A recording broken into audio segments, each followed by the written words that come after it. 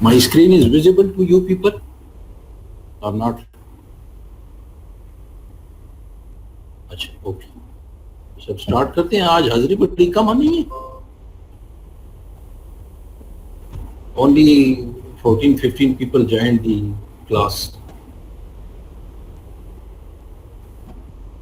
अच्छा, चलें जी, बिस्मिल्लाह करते हैं. ये जैसे कि as I have told you people that today lecture will be the last lecture of the semester, and this will be regarding the arbitration, how the arbitration is executed, what is arbitration, what are the kinds of arbitration, what is the clause of arbitration, and how the arbitration proceedings goes on. ठीक है, तो देखें, पहले मैं आपको थोड़ा सा generally समझा देता हूँ. इन आवर सोसाइटी, चाहे वो सिविल हो या कंस्ट्रक्शन की वर्ल्ड में हो या कंस्ट्रक्शन इंडस्ट्री में हो, डिस्प्यूट्स अराइज होते रहते हैं, मसाइल निकलते रहते हैं. तो डिस्प्यूट्स को सॉल्व करने के लिए मुख्तलिफ तरीके होते हैं. डिस्प्यूट को सॉल्व करने के लिए मुख्तलिफ तरीके होते हैं, और उन तरीकों में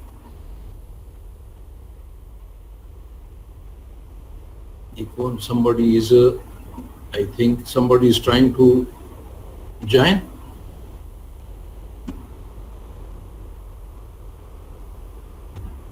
अच्छा, तो डिस्प्यूट को हल करने के लिए मुख्तलिफ तरीके होते हैं. जैसे कि सिविल सोसाइटी में तरीका है कि अदालत के पास जाते हैं और सिविल जज और सेशन जज और फिर हाई कोर्ट और फिर सुप्रीम कोर्ट तक बात चली जाती है. वो बड़ा फॉर्मल सा तरीका है, उसके अपने एक प्रोटोकॉल्स होते हैं.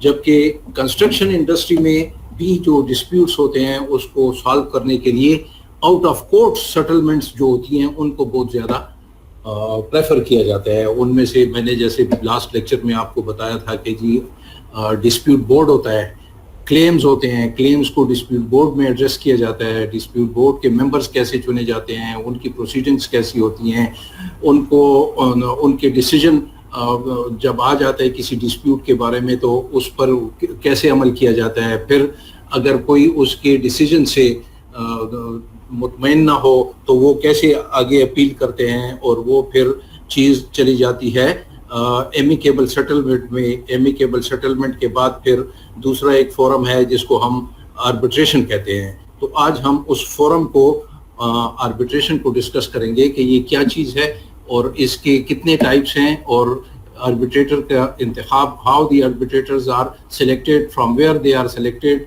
And how the arbitration proceedings goes on. तो सबसे पहले, और जैसे कि मैंने आपको बताया कि ये सारा जो प्रोसीजर है ये आउट ऑफ कोर्ट सेटलमेंट का प्रोसीजर है. और जब आर्बिट्रेशन पे भी बात या मसला ख़त्म ना हो तो तब फिर कोर्ट के जाने का रास्ता हमारे पास ओपन होता है, और ये ऑल द टाइम ओपन होता है. ठीक है, तो हम आर्बिट्रेशन को शुरू करते हैं कि arbitration it's a method of resolving disputes out of court. Method of resolving disputes, कौन से disputes? Construction disputes. Civil contracts के डिस्प्यूट्स जो होते हैं वो आउट ऑफ कोर्ट रिजॉल्व करने के लिए आर्बिट्रेशन एक फोरम है जिस पे ये डिस्प्यूट्स रिजॉल्व होते हैं. इसमें क्या होता है? Parties refer their disputes to arbitrator who receives the evidences, listen to the parties and make decisions. इसका ये प्रोसीजर इसमें बताया हुआ है कि आर्बिट्रेशन पार्टीज को सुनता है, उनकी एविडेंसेस देखता है और डिसीजन देता है. ये प्रोसेस जो है ये लेस फॉर्मल है as compare to hearing, court hearing और ट्रायल. जैसे कि मैंने आपको बताया कि सिविल सूट या कोर्ट में तो एक नॉर्मल और अपना प्रोटोकॉल होता है, वो बड़ा फॉर्मल प्रोसेस होता है. ये उससे थोड़ा सा कम फॉर्मल होता है. ठीक है,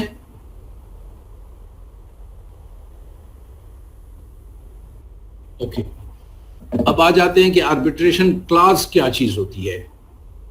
तो हर एक कॉन्ट्रैक्ट एग्रीमेंट में ये आर्बिट्रेशन क्लॉज का मौजूद होना बड़ा जरूरी है, और इसी आर्बिट्रेशन क्लॉज की वजह से ये डिस्प्यूट्स जो होते हैं वो आर्बिट्रेशन पर حل کیے جاتے ہیں. Most arbitrations arise due to the arbitration clause in the contract. In the contract mean in the contract agreement. The parties agreed to resolve the dispute if arises through arbitration. ظاہر ہے جو contract ہوتا ہے تو اس میں دو parties ہوں گی, ایک کلائنٹ ہوگا اور ایک کنٹریکٹر ہوگا, یا ایک امپلائر ہوگا اور دوسرا سپلائر ہوگا. ٹھیک ہے, تو ان دونوں میں جو کانٹریکٹ ہوا ہے وہ اس کانٹریکٹ کا یہ سب پارٹ ہوتا ہے یا ایک کلاز ہوتا ہے کہ جب بھی کبھی ڈسپیوٹ ارائز ہو تو ہم آربیٹریشن کے تھرو اس کو سالو کریں گے. Clause is simple stating that, clause کیا کہتا ہے, claims will be settled according to the application of arbitration rules and then enforced by a local court. Arbitration کا یہ طریقہ کار ہوتا ہے کہ جب کوئی کلیمز آتے ہیں تو وہ آربیٹریشن پروسیڈنگز چل پڑتی ہیں اور اس آربیٹریٹر کا فیصلہ آ جاتا ہے. وہ فیصلہ ظاہر ہے دو پارٹیز ہوتی ہیں تو ان میں ایک کے حق میں آئے گا, دوسرے کے خلاف آئے گا. پھر جس کے حق میں آ جاتا ہے تو وہ پھر کورٹ کے پاس چلا جاتا ہے کہ اب اس فیصلے کو انفورس کیا جائے, بائی لا اس کو انفورس کیا جائے, تو وہ تھرو لوکل کورٹ ہوتا ہے. تو یہ سمپل ورڈ جو ہے کہ claims will be settled according to application of arbitration rules and then enforced by local court. اچھا, اب آربیٹریشن کی دو قسم کے آربیٹریشن کلاز ہوتے ہیں, ایک مینڈیٹری آربیٹریشن اور ایک والنٹری آربیٹریشن. مینڈیٹری آربیٹریشن کیا چیز ہوتی ہے, والنٹری کیا چیز ہوتی ہے, اس کو ہم نے ایسے بیان کیا ہے کہ an arbitration clause may make arbitration mandatory or voluntary. A dispute that is subject to mandatory arbitration must go through arbitration. Mandatory arbitration کا مطلب یہ ہے کہ اگر ایک کلاز میں ڈسپیوٹ کو ریزالو کرنے کا طریقہ کار آربیٹریشن لکھا ہوا ہے تو یہ ڈسپیوٹ بغیر آربیٹریشن کے سالو نہیں ہو سکتا ہے. یہ it will go through arbitration, it will must go through arbitration. اور اگر والنٹری ہے مطلب ہے کہ آپ کو چوائس ہے کہ آپ آربیٹریشن میں جاتے ہیں یا آربیٹریشن کے علاوہ اس کے علاوہ جو طریقہ کار ہے اس میں آپ سیٹلمنٹ کرتے ہیں, تو یہ بھی آپ کے پاس ایک طریقہ ہے. Where as in voluntary arbitration both the parties to a dispute first adopt other options to resolve it. جب سارے ادر آپشنز وہ ایگزاسٹ کر دیتے ہیں تو پھر آربیٹریشن میں جا سکتے ہیں. مثلا ادر آپشنز کیا ہیں کہ ڈیب ہے, ڈسپیوٹ ایڈجوڈیکیشن بورڈ جو ہوتا ہے, پھر اس کے بعد امیکیبل سیٹلمنٹ آتا ہے, پھر اس کے بعد اس سے پہلے یا اس کے بعد نیگوسیشن بھی ہو سکتی ہے. تو اس پہ بھی جب معاملہ ختم نہ ہو تو پھر آپ کے پاس چوائس بنتی ہے کہ جی آپ آربیٹریشن میں چلے جائیں. تو اسی لیے ہم اس کو کہتے ہیں کہ it's a choice rather than a necessity, جبکہ مینڈیٹری میں چوائس وائز نہیں ہوتی ہے. مینڈیٹری میں you have to go through the arbitration process for a settlement of a dispute. تو یہ فرق ہے مینڈیٹری اور والنٹری آربیٹریشن میں. اچھا, پھر binding and non binding arbitration کا ایک ٹرم ہم استعمال کرتے ہیں کہ binding arbitration the arbitrator decision is fixed and can not be reviewed اور overturned by court except where fraud or misuse of powers has been involved. Binding arbitration میں arbitrator کا decision جو ہوتا ہے وہ fix ہوتا ہے اور وہ کسی court of law پہ overturn نہیں ہو سکتا ہے, review نہیں ہو سکتا ہے, جبکہ except جب تک کہ یہ ثابت نہ کیا جائے کہ جی اس ڈیسیجن کو امپلیمنٹ کرنے میں یا اس تک پہنچنے میں فراڈولنٹ پریکٹسز اور مس یوز آف پاورز یا فیورٹزم استعمال کیا گیا ہے. ٹھیک ہے. in non-binding arbitration either party may reject the arbitration award and demand a trial instead. اچھا, دوسرے کیس میں کیا ہے کہ جی نان بائنڈنگ ہے, تو نان بائنڈنگ میں یہ ہوتا ہے کہ جی آربیٹریٹر نے ایک ڈیسیجن دے دیا ہے اور اس ڈیسیجن کو ایک پارٹی, ظاہر ہے کہ جس کے حق میں ہوا ہے وہ تو مانے گی, لیکن جس کے حق میں نہیں ہوا ہے وہ نہیں مانے گی کہ نہیں جی اس میں تو میلفارڈی استعمال ہوئی ہے. تو جب اس طرح کے کیس ہوں تو اس کو نان بائنڈنگ آربیٹریشن کہتے ہیں, اور پارٹی جو ہے الٹیمیٹلی وہ ریجیکٹ کر دیتی ہے آربیٹریشن ایوارڈ کو اور ڈیمانڈ کرتی ہے کہ ہم ٹرائل پہ جاتے ہیں, ہم سول سوٹ پہ جاتے ہیں. تو سول سوٹ کا تو جیسے میں نے آپ کو بتایا کہ اینی ٹائم آپ جا سکتے ہیں سول سوٹ پہ, ٹھیک ہے. یہ کوئی سائن ان کرنے کی کوشش کر رہا ہے تو لیٹ می سی. جی جی ہاں, وہ میں یہی بولنا چاہ رہا ہوں. ہاں, یہ ان کو کہیں یار کہ ذرا پلیز ٹائم سے آیا کریں نا. دیکھیں اب اتنا جو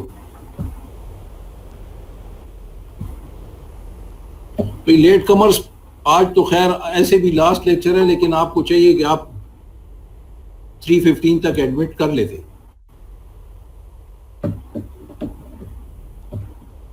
چلیں اچھا, تو یہاں تک سمجھ آ گیا. اچھا, اب ہم آتے ہیں کہ selection of arbitrator. Selection of arbitrator جیسے کہ میں نے آپ کو بتایا تھا لاسٹ ٹائم کہ جی ڈیپ کا جو ڈسپیوٹ بورڈ کے جو ممبرز ہوتے ہیں ان کو سلیکٹ کیا جاتا ہے. کس طریقے سے سلیکٹ کیا جاتا ہے؟ سملرلی اس کے ممبرز کو ڈیپ آربیٹریٹر کو بھی آربیٹریشن کے ممبرز کو, جس کو آربیٹریٹر کہا جاتا ہے, they are also selected in a way. تو کیا طریقہ کار ہے؟ آربیٹریٹر میں be one person called sole arbitrator اور میں be panel which is selected by the consent of both the parties respectively. ایسے ہوتا ہے کہ ایک ڈسپیوٹ میں دو پارٹیز انوالو ہوتی ہیں, ایک کلائنٹ ہوتا ہے اور ایک کنٹریکٹر ہوتا ہے. کنٹریکٹر اپنا آربیٹریٹر منتخب کرتا ہے اپنی مرضی کا, کوئی انجینئر ہو یا کوئی لائر ہو یا کوئی اٹارنی, پریکٹسنگ اٹارنی ہو, اس کو سلیکٹ کر دیتا ہے. اور کلائنٹ جو ہے اپنی مرضی سے اپنی ایکسپرٹس میں سے کسی ایک کو سلیکٹ کر دیتا ہے. تو یہ اس کو پینل کہتے ہیں. ہر ایک کا اپنا اپنا آربیٹریٹر ہوتا ہے, اور اگر دونوں ایک ہی بندے پہ راضی ہوں, ان کا کنسنٹ ہو کہ جی بس یہ ایک ہی بندہ جو ہے یہ سول آربیٹریٹر ہے اور اس نے جو فیصلہ کیا ہمیں منظور ہوگا, تو پھر ایک ہو جاتا ہے. ادروائز ہر ایک پارٹی کا اپنا آربیٹریٹر ہوتا ہے. اچھا, ان کیس آف پینل اگر دو آربیٹریٹر ہوں تو پھر ہمیں اس کا یہ بھی ایک احتمال ہوتا ہے, there is a possibility that we cannot get unanimous decision but we get the split decision. تو اس میں کیا پھر ہوگا؟ تو اس کے لیے پھر ہم ایک تیسرے آدمی کو, جس کو امپائر کہا جاتا ہے, اس کو سلیکٹ کرتے ہیں. In case of panel, then an umpire is also to be nominated within 30 days of the start of proceeding. جیسے ہی پروسیڈنگ سٹارٹ ہو جاتی ہیں پہلے میٹنگ میں, تو اس کے 30 دن کے اندر اندر دو آربیٹریٹر جو ہوتے ہیں وہ ایک امپائر کا انتخاب کرتے ہیں اور ان پہ یونانیمسلی ایگری کر جاتے ہیں دونوں. امپائر جو ہوتا ہے وہ سپلٹ ڈیسیجن آنے کے طور پہ آنے کی اس میں جب سپلٹ ڈیسیجن آ جاتا ہے, in case we get split decision, then the role of umpire is very very important, right. Somebody is trying to, let me see.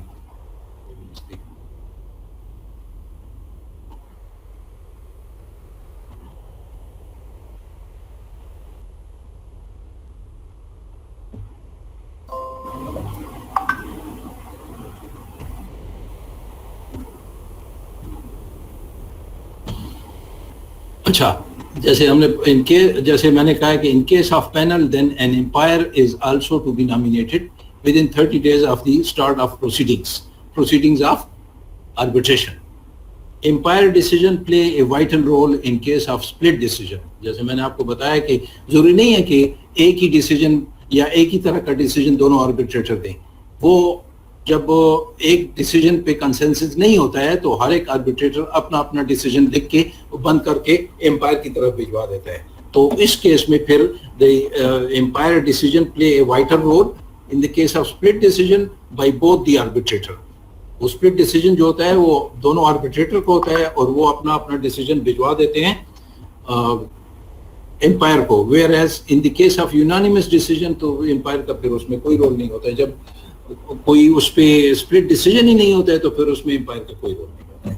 لیکن عام طور پہ ہم ایسے کرتے ہیں کہ امپائر کو ود ان 30 days امپائر نامینیٹ ہو جاتا ہے, اور وہ اس لیے it is for the purpose that if we get the split decision, then we will resort to the decision of umpire, right?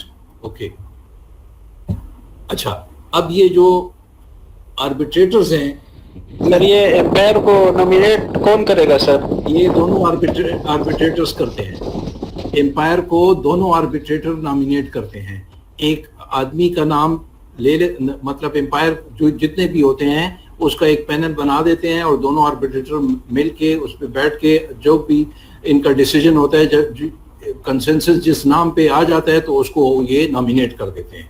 फिर उसका बाकायदा नोटिफिकेशन निकाल देते हैं, दोनों कॉन्ट्रैक्टर को भी भिजवा देते हैं और क्लाइंट को भी भिजवा देते हैं. कॉन्ट्रैक्टर और क्लाइंट दोनों पार्टीज को इसलिए भिजवाते हैं कि उसकी जो फीस होती है आधी क्लाइंट देता है और आधी कॉन्ट्रैक्टर देता है. ठीक है यार, अभी तक लोग साइन इन कर रहे हैं, बार बार जरा मुश्किल होती है.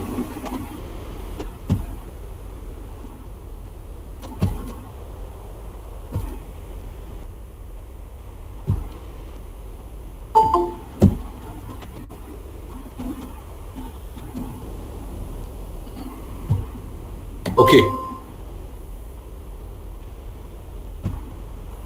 अच्छा, जैसे हम डिस्कस कर रहे थे कि ये आर्बिट्रेटर अब किस तरीके से नॉमिनेट होते हैं, तो मैंने आपको बताया कि या तो सोल आर्बिट्रेटर नॉमिनेट हो जाता है, दोनों पार्टीज का कंसेंसस उस पे आ जाता है, या हर पार्टी अपनी अपने आर्बिट्रेटर नॉमिनेट करती है.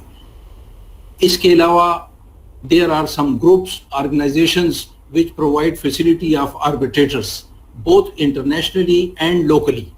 For example, American Arbitration Association है जिसका ये वेब एड्रेस है www.adr.org, और जमास ये भी एक ऑर्गेनाइजेशन है जो इंटरनेशनल है, या फिर www.arbitrationforum.com, ये हमारी नेशनल आर्बिट्रेशन फोरम है पाकिस्तान की. तो ये लोग भी आर्बिट्रेटर्स की फैसिलिटी प्रोवाइड करते हैं. तो अच्छा, इनके arbitrators on the roasters of these groups are retired जजेस, are practising attorneys, are experts from the area such as construction. ज़ाहिर है कंस्ट्रक्शन का डिस्प्यूट है तो उसके कंस्ट्रक्शन की एरिया के एक्सपर्ट्स ही होंगे. तो ये जो 2-3 नाम मैंने लिए हैं ये ऑर्गेनाइजेशंस के, ये अमेरिकन आर्बिट्रेशन एसोसिएशन या जैम्स, इसको एक दूसरी ऑर्गेनाइजेशन है, या फिर हमारी नेशनल आर्बिट्रेशन फोरम जो है, इनके रोस्टर पे जो आर्बिट्रेटर्स होते हैं वो या तो रिटायर्ड जज होते हैं, और प्रैक्टिसिंग अटॉर्नीज या प्रैक्टिसिंग वकला हजरात जो होते हैं, लॉयर्स जो होते हैं, या कंस्ट्रक्शन फील्ड के एक्सपर्ट्स भी उनमें होते हैं. ये एजेंसीज जो हैं, ज़ाहिर है जब कोई फैसिलिटी प्रोवाइड करेंगे तो वैसे तो मुफ्त में नहीं प्रोवाइड करते हैं, उनके लिए चार्ज करते हैं. तो agencies charge for the provision of their facility. इनकी चार्जेस के बारे में बहुत सी ऐसी बातें हैं जो कि इंसान इसमें डीप जाता है तो फिर वो पता लग जाती हैं.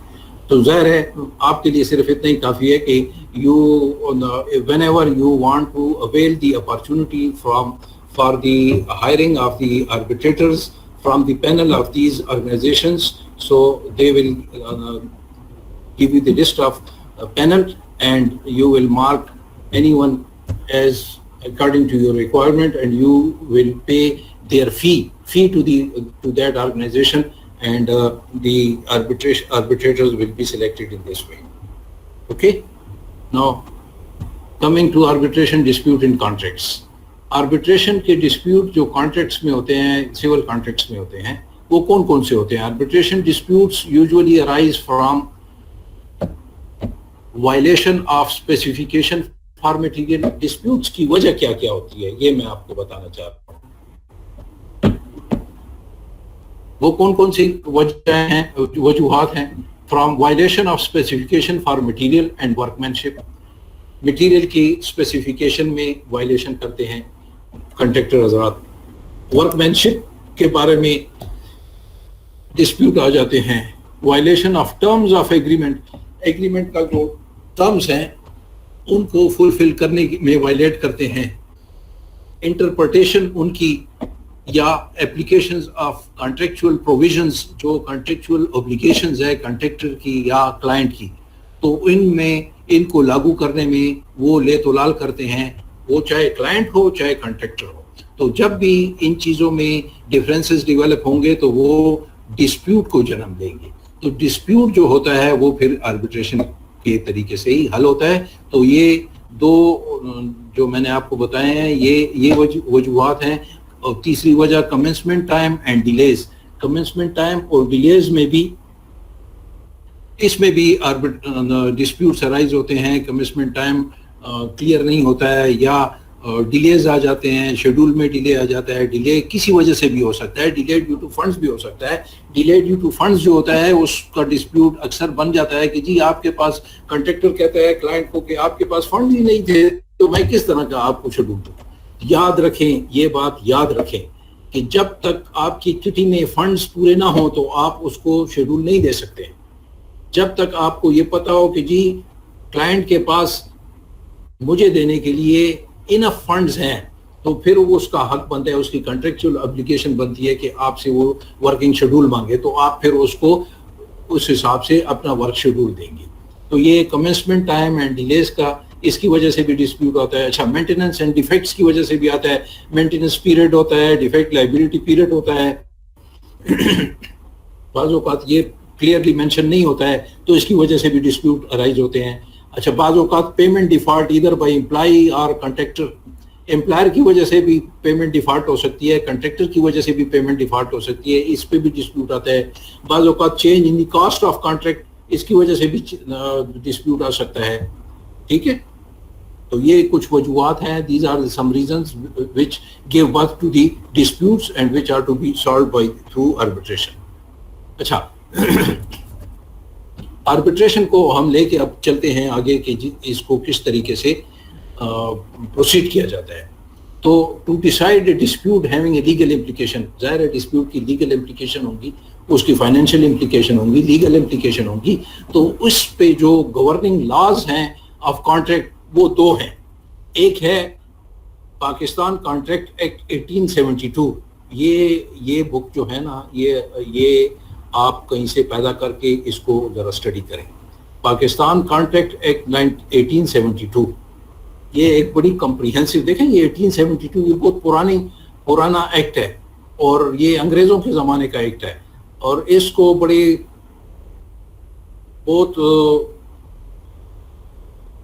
ریسرچ کرنے کے بعد اور اس کے بعد بنایا گیا تھا اور یہ ابھی تک ریپلیس نہیں ہو سکا ہے. تو اس میں ابھی یہ چند چیزیں میں آپ کو بتاؤں گا. ایک یہ ہے اور ایک دوسرا پھر ہے پاکستان آربیٹریشن ایکٹ 1940. یہ بھی before the birth of Pakistan, یہ ایک بھی پرانا ہے. تو یہ دو چیزیں آپ پڑھیں تو آپ کو آربیٹریشن اور اس میں خاص کر آربیٹریشن بہت زیادہ کلیئر ہو جائے گی. اس میں جو لاز ہیں, جو پیرامیٹرز ہیں, جو ڈیٹیل اسٹڈی ہے وہ اس آپ کو پاکستان آربیٹریشن ایکٹ 1940 میں ملے گی. جبکہ جنرل کانٹریکٹ ایکٹ جو ہے یہ آپ کو کانٹریکٹ کے لاز کے بارے میں بتاتا ہے. اچھا, یہ دیکھیں کہ اس میں essentials of a valid contract chapter 2 section 10 اس میں یہ کیا کہتا ہے, ویلڈ کانٹریکٹ کی بات کر رہے ہیں. اچھا, یاد رکھیں کہ جب تک آربیٹریشن اگر آپ کریں گے تو اس وقت تک کانٹریکٹ ویلڈ ہونا چاہیے. اگر کانٹریکٹ کلوز ہو گیا ہو تو پھر اس کا کیا ہوگا. اچھا, اس میں یہ ہے, یہ سیکشن 10 کیا کہہ رہا ہے کہ ٹو پارٹیز ایگریمنٹ میوچولی, ظاہر ہے جب بھی ایگریمنٹ ہوتا ہے دو پارٹیز کے درمیان ہوتا ہے تو یہ دو پارٹیز کا میوچول ایگریمنٹ ہونا چاہیے. بوتھ پارٹیز میجر اینڈ سین, دونوں پارٹیز جو ہیں وہ بڑی پارٹیز ہوتی ہیں اور دونوں عقل مند اور ذی شعور ہوتی ہیں. ٹھیک ہے, both parties with free will, دونوں پارٹیز پہ کسی کا زور نہیں چلتا ہے, وہ فری ول پہ ہوتی ہے, ہر ایک پارٹی اپنی ول پہ فری ہوتی ہے. The object must be lawful. اچھا, یہ جو ایگریمنٹ ہے اور جس پہ ہم ڈسپیوٹ میں جائیں گے, یہ ساری چیزیں جو ہے ایک لا کے مطابق چلتی ہیں اور یہ آبجیکٹ جو ہے وہ لافل ہونا چاہیے, ان لافل آبجیکٹ نہیں ہونا چاہیے. دیر مسٹ بی کنسیڈریشن, دونوں پارٹیز کو غور و غوص کے بعد ایک نتیجے پہ پہنچنا ہوتا ہے. اچھا, پاکستان آربیٹریشن ایکٹ کیا کہتا ہے؟ پاکستان آربیٹریشن ایکٹ 1940 یہ کہتا ہے کہ the agreement must be having provision the agreement must be having provision of arbitration clause. دیکھیں ایگریمنٹ میں آربیٹریشن کلاس کی پروویژن بڑی ضروری ہے. جب یہ کلاس ہوگی تو آربیٹریشن آسانی سے ہو سکتی ہے, لیکن اگر یہ کلاس نہ ہو تو پھر یہ ایکٹ کیا کہتا ہے, the arbitration through intervention of court if the agreement has no such provision. تو جب ایگریمنٹ میں آربیٹریشن کلاس کی پروویژن نہیں ہوتی ہے تو وہ آربیٹریشن پھر کورٹ کی انٹرونشن سے آتی ہے. پھر یہ جو بندہ آربیٹریشن میں جانا چاہتا ہے تو پہلے کورٹ جاتا ہے اور کورٹ سے یہ ڈیسیجن لے کے آتا ہے کہ جی آپ کلائنٹ کو یہ ڈائریکٹ کیا جاتا ہے تھرو کورٹ کہ جی آپ اس کے ساتھ بیٹھ کے اس کو آربیٹریشن پروسیڈنگ میں سنیں. ٹھیک ہے, تو یہ دو چیزیں ہیں جو بڑی امپورٹنٹ ہے کہ ایک تو ایگریمنٹ میں آربیٹریشن کا کلاز ہونا چاہیے اور دوسرا اگر کلاز نہیں ہونا چاہیے تو آربیٹریشن ہوگی تھرو انٹرونشن آف کورٹ. ٹھیک ہے, اچھا پھر ہم آ جاتے ہیں کمنسمنٹ آف آربیٹریشن پہ. تو کمنسمنٹ آف آربیٹریشن جو ہوتی ہے یہ جیسے کہ میں نے آپ کو بتایا, dispute is established when one party claims that his contractual rights have been damaged, injured and claim remedy. The case is referred for engineer decision, and after engineer decision an arbitration procedure starts up. کیا کہتے ہیں جی کہ dispute ظاہر ہے دو بندوں کا ہوگا. اس dispute میں ایک بندہ کہتا ہے کہ جی, ایک پارٹی کہتی ہے کہ جی میرے یہ جو حقوق ہیں یا میرے یہ جو کنٹریکچوئل رائٹس تھے یہ ڈیمیج ہوئے ہیں, انجرڈ ہوئے ہیں, وہ ریمیڈی کلیم کرتا ہے اور اس کیس کو وہ ریفر کرتا ہے انجینئر ڈیسیجن کے لیے. انجینئر کیا چیز ہوتی ہے, یہ جو فیڈک کے کانٹریکٹ ہیں اس میں انجینئر کا بہت امپورٹنٹ رول ہوتا ہے. یہ ایک ایسی پرسنالٹی ہوتی ہے جو کہ کلائنٹ کی طرف سے نامینیٹ ہوتا ہے, لیکن ساری ٹیکنیکل رسپانسبلٹیز اس کو حوالہ ہوئی ہوتی ہے. ہر ایک چیز کا ڈٹرمنیشن, ریٹ اسٹیبلش کرنا اور ڈیسیجن دینا اور ویریشن کا سب کا اختیار انجینئر کے پاس ہوتا ہے, لیکن انجینئر کلائنٹ کا بندہ ہوتا ہے, کنٹریکٹر کا نہیں ہوتا ہے. اور انجینئر دونوں پارٹیز کو مد نظر رکھ کے ڈیسیجن بھی دیتا ہے, ڈٹرمنیشن بھی کرتا ہے. یہ ساری چیزیں جو ہوتی ہیں یہ اس کے اختیار میں ہوتی ہے, اور یہ عام طور پہ فیڈک ایگریمنٹ جہاں پہ امپلیمنٹ ہوتا ہے یا جہاں پہ فیڈک ایگریمنٹ آپریشنل ہوتا ہے تو اس میں انجینئر کی پوسٹ ہوتی ہے. اچھا, and after engineer decision the arbitration procedure starts up. چلے جی, آربیٹریشن پروسیجر اسٹارٹ ہو گیا ہے. The first step is to give notice to other party and engineer for arbitration. ظاہر ہے ایک پارٹی جو ہوگی اس کا ڈسپیوٹ ہوگا تو وہ پہلا اسٹیپ اس میں یہ آتا ہے کہ وہ دوسری پارٹی کو اور انجینئر کو آربیٹریشن کا نوٹس دیتے ہیں کہ جی ہم آربیٹریشن میں جانا چاہتے ہیں, اور دوسری پارٹی کو بھی نوٹس دیتے ہیں اور انجینئر کو بھی نوٹس دیتے ہیں کہ ہم آربیٹریشن میں جانا چاہتے ہیں, ہمارا یہ ڈسپیوٹ ہے. اچھا, to nominate arbitrator by any party and within 15 days by the other party. تو جو پارٹی بھی آربیٹریشن میں جاتی ہے تو وہ اپنا آربیٹریٹر نامینیٹ کر دیتی ہے, اور دوسری پارٹی کو 15 دن کے اندر آربیٹریٹر نامینیٹ کرنا ہوتا ہے. آربیٹریشن پروسیجرز یا پروسیڈنگز کیا ہیں؟ فرسٹ پروسیڈنگ یہ ہوتی ہے کہ meeting of two arbitrators to instruct both parties to submit their respective claims and propose umpire name. پہلی میٹنگ میں دونوں آربیٹریٹر ملتے ہیں, وہ دونوں پارٹیز کو انسٹرکشن دیتے ہیں کہ وہ اپنا کلیم سبمٹ کرے آربیٹریٹرز کو. آربیٹریشن کورٹ ہوتی ہے اور اس کے دو آربیٹریٹر جو ہیں وہ جج ہوتے ہیں, اور وہ دونوں پہلی میٹنگ میں ملتے ہیں اور اپنی پارٹیز کو کہتے ہیں کہ آپ اپنا کلیم سبمٹ کریں اور پروپوز امپائر نیم, اور اس کے ساتھ ہی امپائر کا نام بھی آپ پروپوز کریں کہ آپ کس امپائر کو نامینیٹ کرنا چاہتے ہیں. تو umpire shall be appointed within 1 month. Empire shall be appointed within 1 month from the start of the first proceeding. اچھا, second proceeding اس میں کیا ہوتا ہے, both parties submit their claims.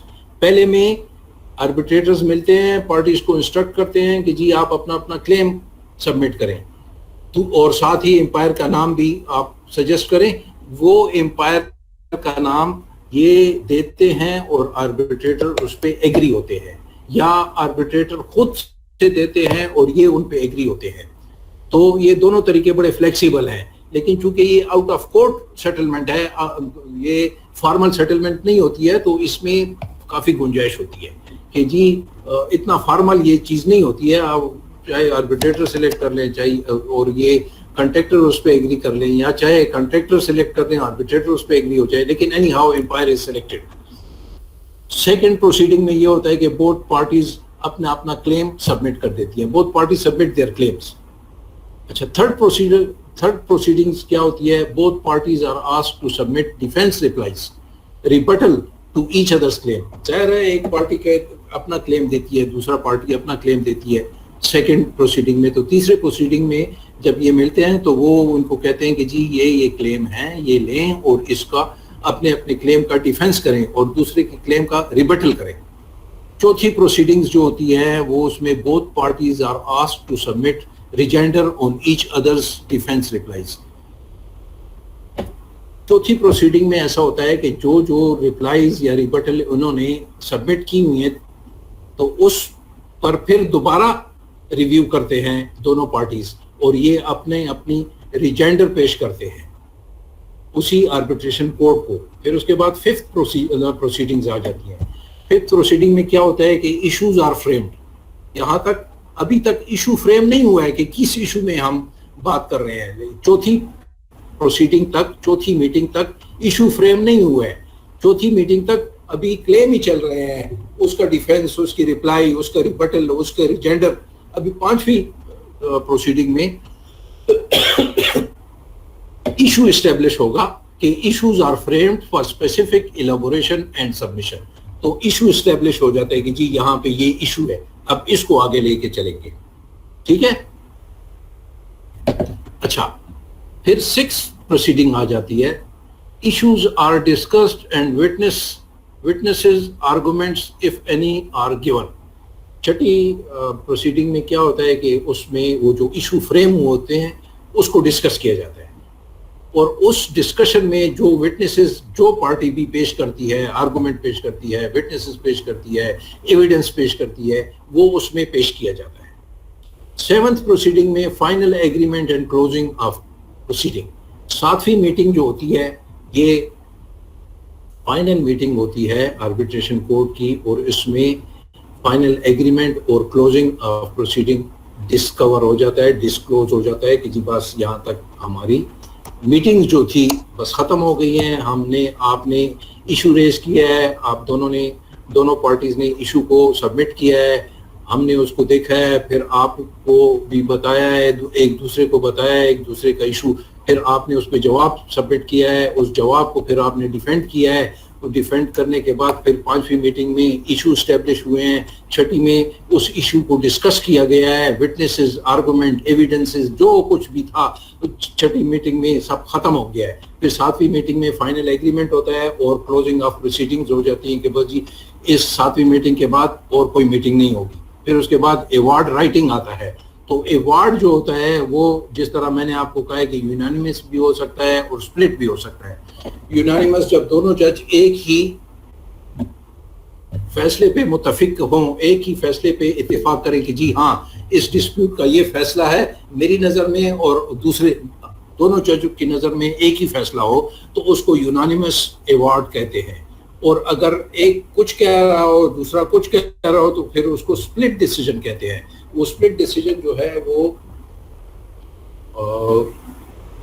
Confidentially پھر وہ امپائر کو چلا جاتا ہے. اچھا, پھر اس کے بعد یونانیمس سپلٹ ڈیسیجن ہو گیا ہے. In case of split decision both awards are reflected to umpire. دونوں ایوارڈ جو ہیں وہ امپائر کی طرف بھجوا دیے جاتے ہیں. In case of unanimous oblique umpire, in case of unanimous empire decision, award is submitted in the court of law to make it a degree. Unanimous decision ہو یا split decision ہو, اگر unanimous decision ہو تو وہ award جو ہوتا ہے وہ court of law میں پیش کیا جاتا ہے تاکہ اس کی ڈگری بنا دی جائے اور اس کو امپلیمنٹ کیا جائے. اگر اسپلٹ ڈیسیجن ہو تو اسپلٹ ڈیسیجن میں یہ ایوارڈ امپائر کی طرف بھیجے جاتے ہیں اور امپائر پھر اس پہ اپنا فائنل ورڈکٹ یا ڈیسیجن دیتا ہے, اور وہ ڈیسیجن بھی فائنل ڈیسیجن جو امپائر کا ہوتا ہے وہ بھی کورٹ میں جمع کر دیا جاتا ہے کہ اس کو to make it a decree, تاکہ ڈگری اس کی ایشو کی جائے تاکہ اس ایوارڈ کو امپلیمنٹ کیا جائے. یہ سارا پروسیس جو ہے, the whole process of arbitration takes around 120 days ideally. یہ 120 دن کا ٹائم ہوتا ہے کہ اس میں یہ ساری پروسیڈنگز کمپلیٹ کرنی ہوتی ہے, لیکن ہارڈلی یہ ٹائم لائن جو ہے وہ میٹ آؤٹ ہوتی ہے, کیونکہ بعض اوقات جس طرح تاریخیں بدلنے کا رواج نہیں ہے ہماری کورٹس میں, سول کورٹس میں, اس طرح ادھر بھی یہ رواج ہوتا ہے. تو کبھی کبھار تو یہ 120 دن پورے سال تک بھی چلے جاتے ہیں, لیکن اینی ہاؤ قانون میں یہ ہے کہ the whole process of arbitration takes around 120 days. پھر اس کے بعد کورٹ لمیٹیشن ٹائم آ جاتا ہے کہ کورٹ لمیٹیشن ٹائم جو ہے that is 30 days. تو this is all about the arbitration proceedings, and with this we end the arbitration, and I think this is enough for you people to know what is arbitration, how the arbitration proceeding takes place, how the arbitrators are selected, from where the arbitrators are selected. اور جیسے کہ میں نے آپ کو پہلے بھی بتایا تھا کہ آربیٹریٹرس کی فیس جو ہوتی ہے وہ آدھی ہوتی ہے, آدھا ایک پارٹی آدھی دیتی ہے اور دوسری پارٹی بھی آدھی دیتی ہے. تو this is all from the arbitration lecture, and I hope you have understood the major things of arbitration. And as I have told you that there are two acts, 1872 کا تھا کہ کون سا تھا, ایک بیسک کانٹریکٹ ایکٹ ہے, یہ Pakistan contract act 1872 اور پاکستان آربیٹریشن ایکٹ 1940, یہ دونوں آپ پڑھیں. اور یہ جو یہ 1872 کا جو ایکٹ ہے کانٹریکٹ ایکٹ, یہ تو بڑا وسیع اور بہت ایلابوریٹڈ ہے کانٹریکٹ کے بارے میں, اس کو آپ کو اس کو ضرور پڑھنا چاہیے. اور یہ آربیٹریشن کے بارے میں اسپیسیفکلی ہے, جیسے میں نے آپ کو بتایا. تو یہ دونوں governing laws to control the contract, تو ان دو ایکٹ کے مطابق یہ ساری چیزیں چلتی ہیں. تو I hope you people have understood what is arbitration and how it is done. So with this we end of this semester. If you want to say something, I am here to answer that.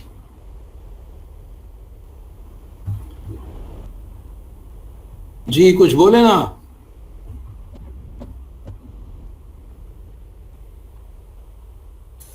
Thank you so مچ سر, بہت knowledgeable course تھا آپ کا, کافی اچھا لگا سر پورا semester. مجھے اب اچھا لگے گا کہ آپ سارے جتنے بھی میرے اسٹوڈنٹ ہیں وہ کانٹریکٹ دیکھیں. میں نے آپ کو پہلے بھی بتایا کہ ہمارے پاس کانٹریکٹ اسپیشلسٹ کوئی نہیں ہے. یہ چار جو میجر ڈپارٹمنٹ ہیں اس میں آپ ڈھونڈتے پھریں گے یہ کانٹریکٹ اسپیشلسٹ کوئی ہو. آپ کو کوئی بھی بس تھوڑا بہت علم جس کے پاس ہوگا اپنے آپ کو کانٹریکٹ اسپیشلسٹ کہے گا, لیکن اسپیسیفائڈ اور اسپیشلائزڈ کانٹریکٹ اسپیشلسٹ کوئی نہیں ہے. تو یہ ایک بہت اچھی فیلڈ ہے, آپ کو اس میں مزید بھی جانا چاہیے. اور یہ ایک سمندر ہے, جب آپ اس میں تیرنا شروع کریں گے تو آپ کے پاس اتنے وینیوز کھل جائیں گے کہ آپ کہیں گے کہ یار یہ باقی تو چھوڑو, یہ تو ایسی خرکاری ہے, ساری چیز تو یہاں ہے. ٹھیک ہے نا. تو مجھے بڑا اچھا لگا آپ لوگوں کو پڑھا کے, اور میں نے 32 ایئرز آف سروس میں بھی میرا شوق تھا کہ میں کسی یونیورسٹی کے ساتھ اپنے آپ کو منسلک کروں, لیکن مجھے ٹائم نہیں ملتا تھا. تو اب اللہ نے موقع دیا, تو انشاءاللہ آپ لوگ جب یہ پڑھیں گے تو بڑا اچھا محسوس کریں گے. And you will be playing with the contracts when you become expert of the contract management, you will be playing with the contracts. Okay then, thank you sir. اچھا, I am very happy to listen that you people have enjoyed, but at the same time you must remember it also. سر اگلے semester میں بھی سر آپ پڑھائیں گے سر, subject آپ پڑھائے سر. بس اگر مل گیا تو پڑھا لوں گا, کوئی ایسی بات تو نہیں. ٹھیک ہے, اوکے دین, اللہ حافظ. آپ سب کو اللہ کامیاب کرے, اور بس دل لگا کے پڑھو بیٹھو. بچوں آپ سب میرے بچوں کی طرح ہیں, اور ہر ماں باپ یہ چاہتے ہیں کہ ہمارے بچے ہم سے آگے جائیں. Okay then, thank you very much, اللہ حافظ. شکریہ سر. اللہ حافظ سر.